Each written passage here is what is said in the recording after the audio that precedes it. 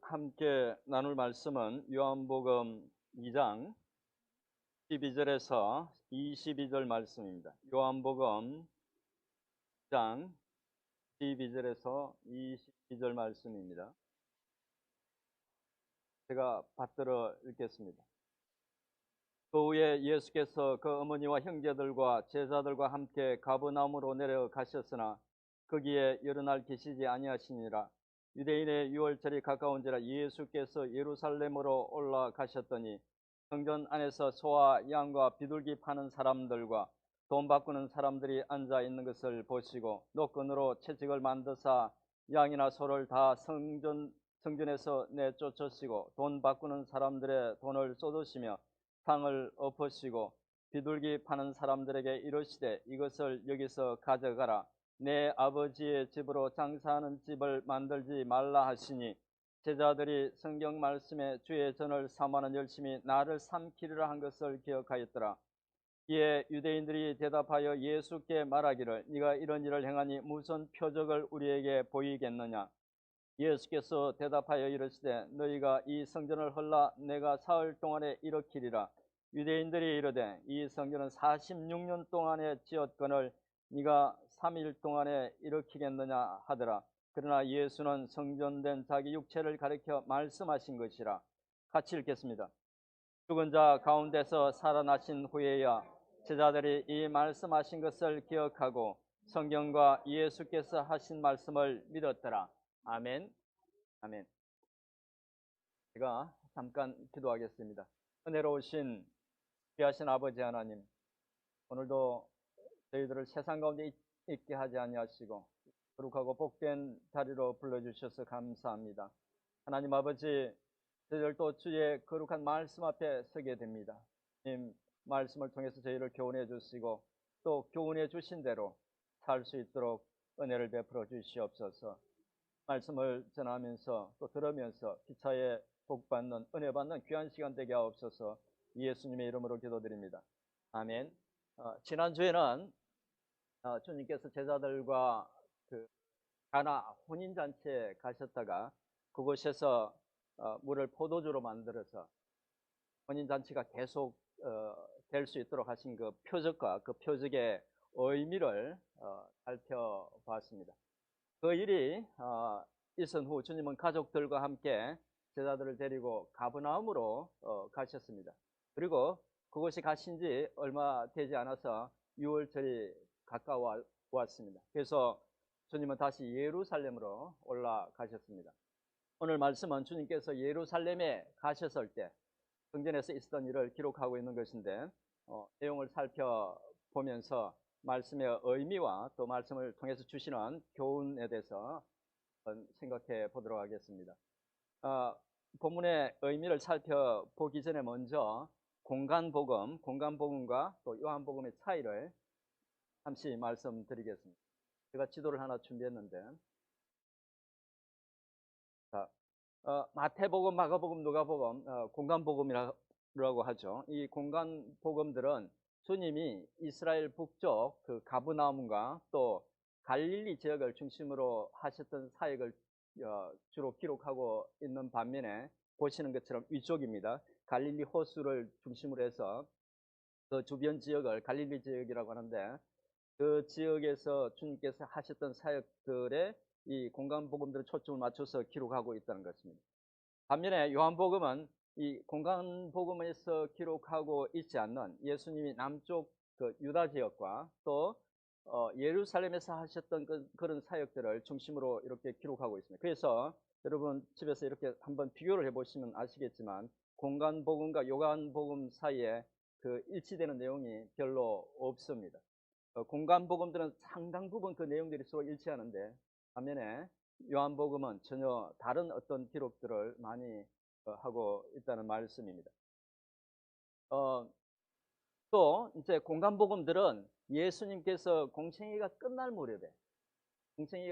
무렵에 한번 유월절에 예루살렘에 방문하셔서 성전을 정결하게 하시고 그 후에 십자가에 죽으신 것으로서 이렇게 기록하고 있는 반면에 요한복음은 오늘 본문에서 보시는 것처럼 사역 초기에 성전 정화를 하신 것으로 이렇게 기록하고 있습니다. 성전 정화에 대해서 공관복음과 요한복음에 이렇게 서로 다르게 기록하고 있는데 그것에 대해서 일부 학자들은 주님은 성전 정화를 한 번 하셨는데 시점을 다르게 기록하고 있다고 주장하지만 일반적으로 사역 초기와 말기에 두 번 하신 것으로 봅니다. 또 다른 차이점은 공관복음은 주님께서 6월절에 단 한 번 예루살렘을 방문하신 것으로 기록하고 있지만 요한복음은 6월절에만 4번, 그 수전절이라고 수전절에 또 한 번 해서 총 5번 예수님께서 예루살렘을 방문한 것으로 기록하고 있습니다. 바로 이 요한복음에서 기록하고 있는 이 내용 때문에 예수님의 공생의 전체 기간이 약 3년 반 정도 된다고 추정합니다. 요한복음과 공관복음 사이에 이런 차이가 있다는 것을 생각하시고 성경을 보시면 성경을 이해하시는 데 좀 더 도움이 될 것입니다. 본문의 내용을 좀 살펴보겠습니다. 앞서 말씀드린 것처럼 주님은 가브나움에 가셨다가 6월절이 다가오자 예루살렘으로 가셔서 성전을 방문하셨습니다. 그렇다면 주님은 왜 예루살렘 성전에 가신 것?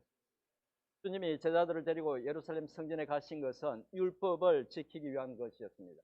모세의 율법에 따르면 유대인 남자들은 1년에 가장 큰 명절인 6월절 또 오순절 장막절에 매번 예루살렘 성전에 가서 예배를 드려야 했습니다. 근데 포로 시대 이후에는 유대인들이 주중에 여러 지역으로 흩어져서 살았기 때문에 사실상 이것이 그러니까 1년에 3번씩 예루살렘에 가서 예배를 드리는 일이 불가능한 일이 되었습니다. 그렇게 할 수 없게 되었습니다. 그래서 팔레스타인 지역 밖의 유대인들은 적어도 6월절에는 예루살렘에 가려고 했고 또 예루살렘에서 아주 멀리 떨어진 곳에 살던 유대인 남자들은 평생에 한 번이라도 6월절에 예루살렘에 방문하고 예배 드리고 싶어 했습니다. 그래서 당시 6월절에 예루살렘을 방문하는 순례자들이 정말 많았습니다. 역사가들은 200만 이상의 사람들이 예루살렘을 방문했다고 기록하고 있습니다만 숫자가 많이 과장되었다고 보고 100만 명 정도 방문했다고 가정하더라도 그렇게 크지 않은 도시 예루살렘은 정말 많은 사람들로 붐볐을 것입니다. 또 그렇게 많은 사람들이 모이다 보니 성전에도 많은 사람들이 몰려왔을 것입니다. 당시 성전은 제가 성전 사진을 하나 준비했는데 저런 모양으로 되어 있었습니다. 가운데 저렇게 성전이 있고 바깥쪽에 뜰이 있었습니다. 그 당시 성전은 이제 저런 모양으로 지어져 있었는데 특별히 사람들이 많이 붐볐던 곳이 일명 이방인의 뜰이라고 하는 성전 양쪽 바깥에 있는 바깥 뜰이었습니다. 사진에 이제 표시된 부분인데 화살표로 이렇게 표시된 부분 두 부분이 이방인의 뜰입니다. 고고학자들에 따르면 저곳에 들어갈 수 있는 사람이 약 7만 5천 명 정도 됐다고 하니까 규모가 상당히 컸죠. 오늘 본문 14절에서 예수님이 성전에 들어가셨을 때 목격했던 일들이 바로 이 이방인의 뜰에서 일어났던 일이었습니다. 주님은 그곳에서 사람들이 소와 염소와 비둘기를 팔고 또 돈을 환전하고 있는 것을 보았습니다. 그러면 왜 성전에서 환전을 하고 또 동물들을 팔았을까요? 성전 안에서 환전을 했던 이유는 20세 이상의 모든 유대인 남자들은 매년 성전세로 반세겔을 내야 했는데 문제는 모든 돈을 다 받아주지 않는다는 것이었습니다. 많은 순례자들이 이방 나라에서 왔는데 그들이 사용하는 돈은 성전 밖에서는 사용할 수 있었지만 성전세로는 사용할 수 없었습니다. 성전에서는 갈릴리 세겔과 또 성소 세겔이라는 두 종류의 돈만 사용할 수 있었습니다. 그것으로만 성전세를 낼 수 있었습니다. 그 밖의 돈은 다 부정한 것으로 봤기 때문에 받아주지 않았던 것입니다. 그래서 이방 나라에서 온 유대인들은 돈을 바꾸어서 성전세를 내야만 했고 그 때문에 성전 안에 돈을 바꾸는 사람들이 있었던 것입니다. 그리고 성전 안에서 희생제물로 쓸 짐승을 팔게 된 이유는 먼 곳에서 오는 사람들은 짐승을 가져올 수 없죠. 그래서 돈을 가지고 와서 그곳에서 제물을 사서 바쳐야 했기 때문이었습니다. 그러고 보면 먼 곳에서 오는 순례자들을 위해서 환전도 할 수 있게 해주고 또 희생행 제사를 위한 짐승을 그렇게 또 팔았던 것은 좋은 의도에서 시작됐던 것입니다. 그리고 그 모든 일들은 처음에는 성전 밖에서 이루어졌습니다. 근데 이제 나중에 장사꾼들과 환전상들이 이 제사장들과 결탁하면서 제사장들은 그들이 성전 안에서 사업을 할 수 있도록 해주고 대신에 그들로부터 많은 뇌물을 받아서 챙겼습니다. 그 결과 많은 부담이 터무니없는 그런 어떤 돈을 금액을 이렇게 받다 보니까 순례자들에게 많은 부담이 돌아갔습니다.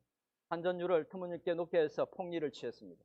그리고 교묘하게 구약의 율법을 이용해서 짐승들은 오직 성전에서 파는 것만 살 수밖에 없도록 그렇게 만들었습니다.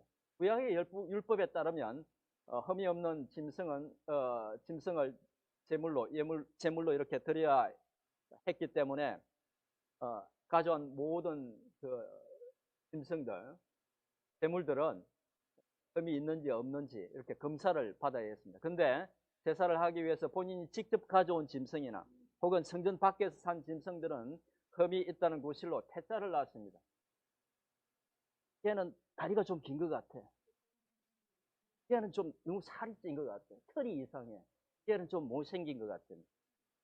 우쭈하는 소리지만 어쨌든 어떤 빌미든지 찾아서 그래서 퇴짜를 놨습니다. 그래서 어쩔 수 없이 성전에서 파는 짐승들을 사야 했는데 그 동물들이 터무니없이 비쌌던 것입니다. 또하게 여호와 하나님께 예배 드리기 위해서 먼 길을 온 순례자들은 성전세도 과도하게 내야 했고 또 짐승도 비싸게 사서 바쳐야만 했습니다. 그리고 이 모든 타락한 일들이 성전 바깥들, 즉 이방인의 뜰에서 일어나고 있었습니다. 그곳은 이방인 신자들이 유대교로 개종한 이방인 신자들이 성전에 가서 유일하게 예배할 수 있는 곳이었는데 이제 짐승을 파는 장사꾼들의 소리와 또 짐승들의 그 소리로 요란하고 또 냄새나는 곳, 돈 바꾸는 사람들로 소란스러운 곳이 되어버렸고 더 이상 경건하게 예배를 드릴 수 있는 그런 곳이 아니었던 것입니다. 그들이 먼 길을 와서 마침내 하나님을 예배하려고 했던 그곳이 그런 곳이라는 것을 발견했을 때 그들의 마음은 어땠을까요? 아마 크게 상심하고 실망했을 것입니다. 주님이 성전에 들어가셨을 때 그런 일들이 벌어지고 있는 것을 목격했던 것입니다.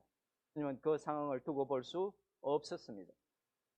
그래서 주님은 15절에서 보시는 것처럼 노끈으로 채찍을 만들고는 동물들을 다 내쫓으시고 환전하는 테이블을 엎었습니다. 비둘기 파는 사람들에게는 갖고 나가라고 소리쳤습니다. 사실 이 표현에서 주님의 어떤 참 숨겨진 모습, 드러나지 않은 모습, 사람들이 오해하고 있는 한 모습 여기에 들어있는데 주님이 정말 분노하신 것이 아니라는 겁니다. 왜 그러냐면 여기 보면 만약에 그 환전상을 엎는 것처럼 그렇게 했다 그러면은 이 비둘기 파는 사람들의 그 비둘기를 담아놓은 케이지도 열어젖혔겠죠. 그럼 어떻게 되겠습니까? 동물들은 밖에 가서 주인들이 다 찾을 수 있지만 비둘기는 후로 날아가면 찾을 수 없겠죠. 그래서 그 사람들한테는 이거 갖고 나가라고 그렇게 말씀하셨다는 것이죠. 아무튼 그리고 나서 나가는 그들 향해서 주님께서 소리하셨습니다. 내 아버지의 집으로 장사하는 집을 만들지 말라고. 오늘 본문은 주님께서 그렇게만 말씀하신 것으로 기록하고 있지만 공간 복음에서는 약간 다르게 기록하고 있습니다. 기억하시겠지만 공간 복음에서는 이사야의 말씀과 또 예레미야의 말씀을 인용해서 주님은 내 집은 만민이 기도하는 집이라 일컬음을 받으리라 하였거늘 너희는 강도의 소굴을 만드는도다. 그렇게 말씀하신 걸로 기록하고 있습니다. 이런 차이가 나는 것은 주님께서 당시 여러 말씀을 하셨을 텐데 그러니까 그 단지 이 말씀을 하지는 않았겠죠. 많은 여러 가지 말씀을 하셨을 텐데 성경의 저자들이 이제 성령의 감동으로 성경을 기록할 때에 각자가 들은 말씀을 기록하고 있기 때문에 이런 차이가 난다고 볼 수 있습니다.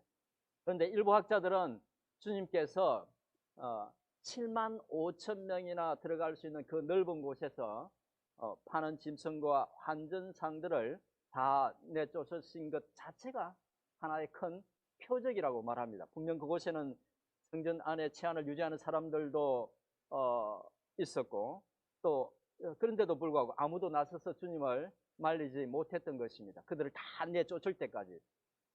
그래서 그 많은 사람들 주님의 권위 앞에 사실은 압도되었던 것이죠. 주님 한 분이 그 많은 짐승과 또 장사꾼들을 다 몰아낸 것이 하나의 표적이라는 것이죠. 아무튼 그것을 지켜보고 있던 유대인들은 주님께 그런 일을 행하는데 무슨 표적을 보이겠느냐고 물었습니다. 그 말은 그런 일은 메시아만 할 수 있는 일인데 그렇다면 주님이 메시아라는 표적을 보여달라는 것이었습니다. 표적을 보여달라는 그들의 말에 예수님은 예루살렘 성전을 헐면 당신이 사흘 만에 다시 일으키리라고 말씀하셨습니다. 유대인들은 주님의 말씀을 듣고 어떻게 46년 동안 짓고 있는 아직도 사실 이게 완성된 성전이 아니었습니다. 아직도 완성되지 않은 그 성전을 사흘 만에 지을 수 있느냐고 비웃었습니다. 그 성전은 주 64년 주님께서 십자가에 달리시고 30년 동안 더 계속 지었던 성전입니다. 근데 이제 주님 계실 때는 아직 완성되지 않았던 것이죠. 그런데 그 성전을 헐면 주님께서 다시 일으키시겠다고 말씀하셨는데 그 말씀의 의미는 주님 자신의 몸을 가리켜서 하신 말씀이었고 죽었다가 다시 부활하실 것이라는 의미였습니다. 사실 주님은 죽었다가 3일 만에 부활하실 것이라는 것을 여기서만 말씀하신 것이 아니었습니다. 마태복음 12장 38절 이하에서도 표적을 구하는 유대인들에게 주님은 요나의 표적밖에 보여주실 것이 없다고 대답하셨습니다. 3일 만에 죽었다가 3일 만에 부활하실 것이라는 것을 여기서만 말씀하신 것이 아니라 여러 번 반복해서 말씀하셨던 것이죠. 유대인들은 주님께 표적을 구했지만 진정으로 표적을 구했던 것이 아니었습니다. 그들이 진정으로 표적을 구했다면 나중에 주님께서 죽었다가 사흘 만에 부활하셨다는 소식을 들었을 때 그들은 주님을 믿었을 것입니다. 만약 진정으로 표적을 구했다면 그 표적이 아니더라도 단지 그 표적이 아니더라도 그들 앞에서 행했던 수많은 표적을 보고 이미 회개하고 주님을 믿었을 것입니다. 그런데 사실은 주님께서 그 말씀을 하실 때 유대인들만 그 말씀의 의미를 깨닫지 못했던 것이 아니었습니다. 제자들도 주님의 그 말씀을 그때는 깨닫지 못했습니다. 하지만 주님이 부활하신 후에 제자들은 주님의 그 말씀을 깨닫고 더욱 주님을 믿게 되었습니다. 제자들은 주님의 말씀을 마음에 담아두었고 실제로 그 일이 일어나자 깨닫게 되었던 것입니다. 이상에서 본문의 의미와 함께 본문과 관련 있는 내용을 살펴봤는데 오늘은 주님께서 성전 안에 있던 모든 장사꾼들과 환전상들을 내쫓으시고 동물들을 내쫓으시고 하나님의 거룩한 성전을 장사하는 곳으로 만들지 말라고 말씀하셨는데 성전이 그렇게 된 보다 근본적인 이유와 또 그것이 우리에게 주는 교훈이 무엇인지 좀 더 깊이 생각해 보도록 하겠습니다. 그렇다면 당시 유대인들은 주님의 강한 책망을 받을 만큼 성전을 장사하는 곳으로 만들어버린 보다 근본적인 이유는 무엇일까요? 표면적으로는 종교 지도자들이 장사하는 사람들과 결탁해서 벌인 그런 부패와 타락이라고 말할 수 있지만 사실은 그들 자신조차도 생각하지 못했던 근본적인 이유가 있었습니다. 그것은 바로 하나님께서 당신의 백성들에게 거룩함을 요구하셨다는 사실을 잊었기 때문입니다. 거룩에 대한 망각, 그것이 원인이라는 것입니다. 그들은 하나님이 얼마나 거룩한 분인지 또 그 하나님이 당신의 백성들이 거룩할 것을 얼마나 강하게 원하신 분이신지를 잊어버렸기 때문에 성전에서 그런 일이 벌어지고 있었다는 것입니다. 바리새인이나 사두개인과 같은 종교 지도자들은 겉으로는 율법을 잘 지키는 것처럼 보였지만 그들이 율법을 지킨 것은 하나님을 사랑하고 참된 의미의 거룩을 갖기 위함이 아니라 다른 목적이 있었기 때문이었습니다. 그들은 다른 사람들에게 자신이 얼마나 율법을 잘 지키며 사는지를 보여주기 위해서 성경 구절을 적어서 손목에 메고 또 이마에 붙이고 다녔습니다. 사람들이 보이는 곳에서 큰 소리로 기도했고 금식하고 있다는 것을 모든 사람이 알도록 하기 위해서 초췌한 모습으로 그렇게 다녔습니다. 근데 그들이 그렇게 했던 데에는 다른 목적이 있었다는 말입니다. 그것은 그들의 실제 삶에서 그대로 드러났습니다. 그들은 모임에서 상식을 좋아했고, 사람들의 관심과 존경을 받기를 원했고, 권력을 이용해서 사람들을 착취하면서 돌봐야 할 가난하고 소외되고 병든 사람들은 부정하다고 멀리했습니다. 그리고 심지어 주님께서 그런 사람들을 돕는 것조차도 비방했습니다. 주님께서 책망하신 것처럼 박하와 해양과 근처의 11조는 들이되 율법에 더 중한 바 정의와 긍휼과 믿음은 버렸던 것입니다. 거룩한 삶을 요구하는 율법에 참된 정신을 버렸던 것이죠. 그렇게 되자 가장 거룩하게 생각해야 할 하나님의 성전이 기도하는 곳이라는 것도, 여호와 하나님을 예배하는 곳이라는 것도, 하나님을 구하고 만나는 특별한 곳이라는 것도 잊어버렸던 것입니다. 그래서 하나님의 성전을 오히려 자신들의 이속을 챙기기 위한 부정과 부패가 난무하는 그런 곳으로 만들어 버렸던 것입니다. 그리고 그런 악한 일을 저지르고도 양심의 가책조차도 느끼지 못했던 것. 말씀드린 이 사실은 오늘날 교회에 주는 의미가 큽니다. 물론 구약시대의 성전이 오늘날의 교회는 아닙니다. 예수님이 오늘 본문 속에서 언급하신 것처럼 십자가에서 죽고 부활하심으로 이제 주님이 옛날 성전을 대신했고, 교회는 주님을 머리로 하는 주님의 몸으로 주님을 구원의 주로 고백하고 믿는 신자들의 모임입니다. 하지만 주님께서 성전을 정화하시고 하나님의 집을 장사하는 곳으로 만들지 말라는, 또 성전은 만민이 기도하는 집이라는 주님의 말씀은 교회로 모이는 우리 또한 꼭 기억해야 될 중요한 말씀입니다. 그렇다면 성전 정화와 주님께서 하신 말씀은 오늘날 우리 교회에 주는 교훈은 무엇일까요? 여러 가지를 생각할 수 있겠지만 가장 핵심적인 것은 세상적인 가치들이 교회 안에 들어오게 해서는 안 된다는 것과 동시에 교회를 늘 거룩한 곳으로 만들어야 한다는 것입니다. 먼저 세상적인 가치가 교회 안에 들어오지 않게 해야 한다는 것에 대해서 말씀드리자면, 우리가 신앙생활을 시작하면서 교회 안에서 늘 봐왔기 때문에 당연하게 생각하는 것들 중에는 성경적이지 않은 것들, 세상적인 가치들이 참 많이 들어와 있습니다. 오늘날의 교회 안에서 그런 것들이 정말 많이 들어와 있는데, 그 중에서 특별히 교회에 해를 많이 끼친 것은 특권의식과 계급의식입니다. 특권의식이나 계급의식이라는 것은 성도들을 섬기라고 준 목회자나 또 교회의 리더십의 직분을 성도들 위에 군림하는 직분으로, 특별히 어떤 계급으로 생각하는 잘못된 의식을 가리키는 것입니다. 물론 교회의 리더십으로 세웠기 때문에 존중해야 하지만 본인들은 특권이나 높은 계급을 가진 그런 존재가 아니라 섬겨야 하는 자라는 것을 잊지 말아야 합니다. 세상에서는 그렇게 해야 될지 모르지만 교회 안에서는 그런 특권의식이나 계급의식을 가지면 안 된다는 것입니다. 또 교회에 들어와 있는 상당히 위험한 세상적인 가치관 중에는 성공주의와 또 효율주의도 있습니다. 요즘 목회자들 중에는 적지 않은 사람들이 교회에 출석하는 성도 수로 목회의 성공을 판단하고, 예산 규모와 건물이 크고 좋으면 성공한 목회를 하고 있는 것으로 생각합니다. 어떻게 해서든 교인 수가 느는 것을 성공으로 여기고, 교회가 이 목적을 이루기 위해서 하는 어떤 일도 효과가 있으면 별로 문제 삼지 않습니다. 그래서 소위 성공한 목회를 하기 위해서 목회자들은 성경의 복음을 그대로 전하지 않고 사람들이 좋아하는 메시지로 컴프로마이즈해서 전하기도 하고, 세상에서 마치 마케팅 하듯이 교회를 선전해서 성도 수를 늘리려고 합니다. 물론 성도의 수가 느는 것이 좋은 일이긴 하지만 성경적인 방법으로 해서 그런 결과가 생겼을 때만 성공적인 것입니다. 성공이라고 말할 수 있는 것입니다. 그리고 목회자들만 그렇게 생각하는 것이 아니라 성도들도 비슷한 생각을 갖고 있어서 자신이 다니는 교회가 크고 재정적인 규모가 크면 그런 데 대한 큰 자부심을 가지면서 자신들이 작은 교회에 다니는 성도보다 신앙적으로 더 나은 사람인 것으로 그렇게 생각하기도 합니다. 또 어떤 행사를 해도 과정이 어떻든지 간에 기대했던 그런 결과가, 풍성한 그런 결과가 표면적으로 있으면 성공이라고 생각하는 경향이 참 많습니다.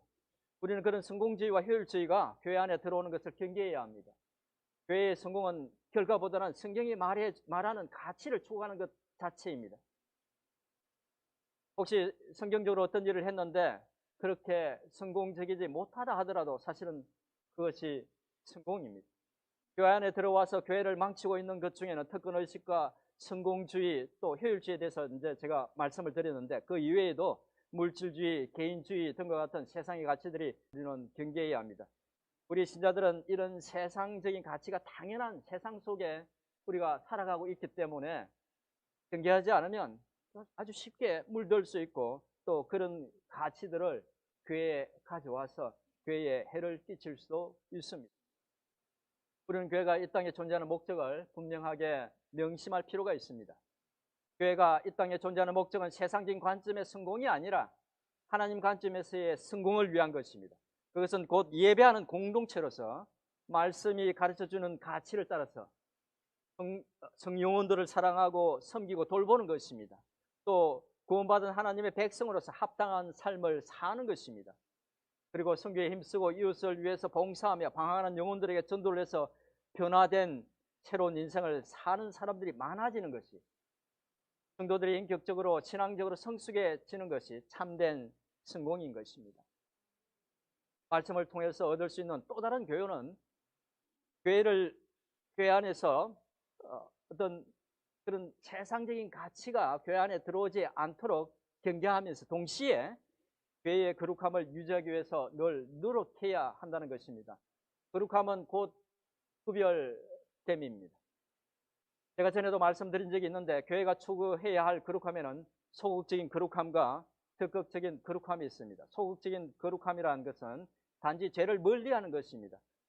되게 거룩이라고 말하면 이 소극적인 거룩함을 생각하는데 그것만으로는 부족합니다. 적극적인 거룩함을 우리는 추구해야 합니다. 적극적인 거룩함을 우리가 쫓아가야 합니다. 교회는 세상과 다른 곳이라는 것을 보여주어야만 합니다. 교회가 그런 적극적인 거룩함을 보여주기 위해서는 지역사회에 관심을 갖고 도움이 필요한 부분을 찾아서 또 섬겨야 합니다. 교회로 인해서 지역사회가 더 나아지도록 해야 한다는 것입니다. 아직은 저희 교회가 그런 부분에 관심을 가질 수 없지만 앞으로 관심을 가져야 합니다. 또 다른 한편으로 보면 교회의 거룩함은 곧 각 지체의 거룩함이라고 말할 수 있습니다. 그 말은 성도 개개인들도 믿지 않는 세상 사람들과 구별된 거룩한 삶을 살아내야 한다는 것입니다. 우리 신자들은 하나님의 자녀로서 죄악을 멀리해야 할 뿐만 아니라 하나님의 뜻대로 사는 구별된 거룩한 삶, 바로 예수 그리스도를 닮아가는 그런 삶을 살아냄으로써 세상 사람들과 다르다는 것을, 거룩하다는 것을, 구별됐다는 것을 보여줘야 합니다. 이제 말씀을 정리하겠습니다. 오늘은 예수님께서 6월절에 예루살렘 성전을 방문하셨을 때 성전 안에서 벌어지고 있는 일들을 보시고 성전을 정하신 내용을 함께 나누었습니다. 그리고 말씀을 통해서 주시는 교훈으로 교회 안에 세상의 가치가 들어오지 않도록 해야 한다는 것과 교회를 늘 거룩하게 지켜야 한다는 것을 생각해 보았습니다. 이 일은 성령의 도우심과 은혜 속에서 기도하면서 교회 모든 지체들이 함께 기도하면서 그렇게 이루어야 하는 일입니다. 주님을 사랑하는 마음으로 주님의 몸된 교회를 세상적인 것이 틈타지 못하도록 거룩하고 복된 곳이 될 수 있도록 함께 지켜가는, 그래서 그 복을 함께 누리는 우리 모두가 될 수 있기를 주님의 이름으로 축원드립니다. 나눈 말씀을 생각하면서 우리 한 1, 2분 정도 통성으로 기도하겠습니다. 은혜로우신 귀하신 살아계신 하나님 아버지, 감사합니다. 아버지 하나님, 주의 몸된 교회를 아버지 하나님 정말 온 마음을 다해서 거룩하고 복된 곳으로 지켜내기를 소망하는 저희들이 되게 해주시옵소서. 말씀으로 분별력을 가져서 세상의 것들이 무엇인지를 걷어내고 참으로 주의 뜻을 쫓아가는 주님이 복된 그런 교회가 될 수 있도록 은혜를 베풀어 주시옵소서. 하나님 아버지 도와주시옵소서. 하나님 아버지, 오늘은 주님께서 예루살렘 성전을 정하신 일을 함께 나누었습니다. 말씀을 통해서 주시는 교훈처럼 주의 몸된 교회를 세상의 가치로부터 지키고 그걸 거룩하게 만들기 위해서 기도하며 애쓰는 저희 모두가 되게 주옵소서. 그래서 그것으로 인한 은혜와 축복을 함께 풍성히 누리는 저희 모두가 될 수 있도록 특별한 은혜를 베풀어 주시옵소서. 예수님의 이름으로 기도드립니다. 아멘.